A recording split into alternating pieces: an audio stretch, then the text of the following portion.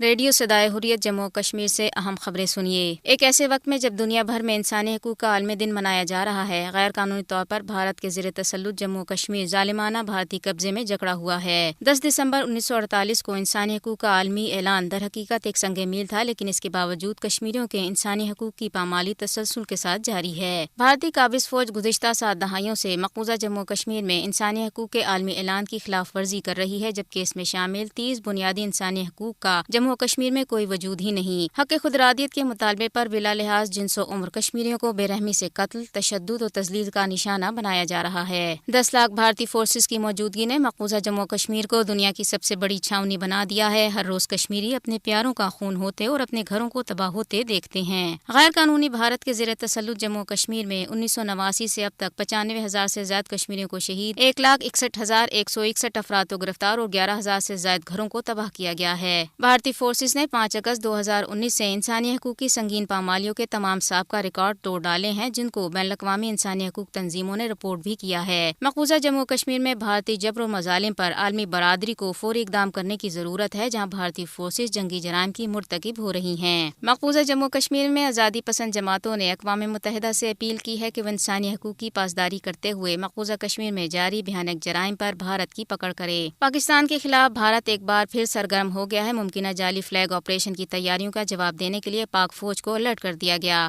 پاکستانی وزیر خارجہ شاہ محمود قریشی نے کہا ہے کہ مقبوضہ جموں و کشمیر انسانی حقوق سے محرومی کی علامت بن چکا ہے۔ خبریں ختم ہوئیں۔ آج جو پوری دنیا میں انسانی حقوق کا دن منایا جا رہا ہے، جس پر انسانیت کے بچاؤ اور قوموں کی آزادی کے حوالے سے بلند بانگ دعوے ہو رہے ہیں، یہاں مقبوضہ جموں کشمیر کی قریباً 1 کروڑ آبادی مسلسل بھارتی جبر و بربریت میں سسک رہی ہے۔ واضح رہے کہ اسی 10 دسمبر 1948 کو اقوام متحدہ کی طرف سے ایک آفاقی اعلامیہ کے تحت تمام انسانوں کی آزادی اور حقوق کو مانتے ہوئے یہ تسلیم کیا گیا کہ تمام انسان برابر ہیں، جبکہ اس سے 1 سال قبل یعنی 1947 میں برصغیر کی تقسیم کے ساتھ ہی بھارت جموں کشمیر میں اس دعوے کے ساتھ فوج اتار گیا تھا کہ اس کا مقصد ریاست میں جلد از جلد امن قائم کرنا ہے تاکہ کشمیری آزادانہ طور اپنے مستقبل کا فیصلہ کر سکیں۔ لیکن یہ ایک چانکیائی سازش تھی جس کا مقصد ریاست پر قبضہ کرنا تھا، اور آج پوری دنیا جان چکی ہے کہ بھارت گزشتہ 74 برس سے ظلم و بربریت اور شیطانی سازشوں کے تحت ریاست جموں کشمیر میں مسلمانوں کی نسل کشی کے ساتھ ریاست کا نقشہ تبدیل کرنے کے حربے آزما رہا ہے۔ اس پر دوہرے تکلیف کی بات یہ ہے کہ عالمی برادری خاموشی اختیار کیے ہے، جبکہ اقوام متحدہ جیسے ذمہ دار عالمی ادارے کی بے حسی کی جتنی بھی مذمت کی جائے کم ہے، کیونکہ یہ ادارہ کشمیری عوام کو بھارتی جبر سے بچانے اور آزادی دلانے میں مجرمانہ غفلت کا مرتکب رہا۔ تبصرہ ختم ہوا۔